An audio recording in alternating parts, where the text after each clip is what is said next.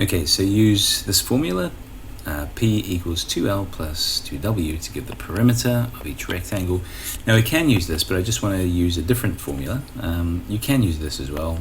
Perimeter equals 2 times length plus width. So let's use that.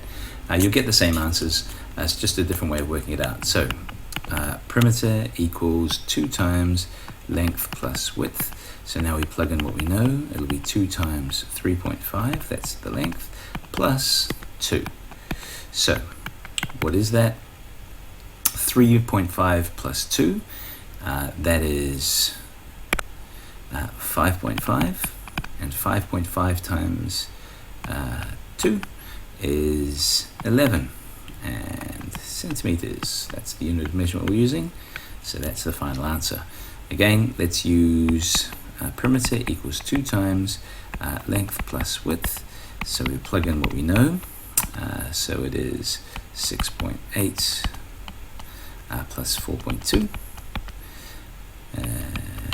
Okay, next line is, let's see, 6.8 plus 4.2. That is 11.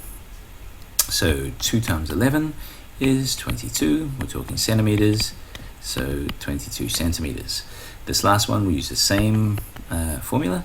Perimeter equals 2 times length plus width. So let's plug in the length and the width. So the length is 7.2.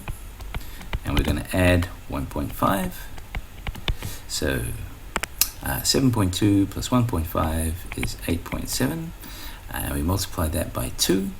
And we will get 17.4 centimeters, and that is the perimeter.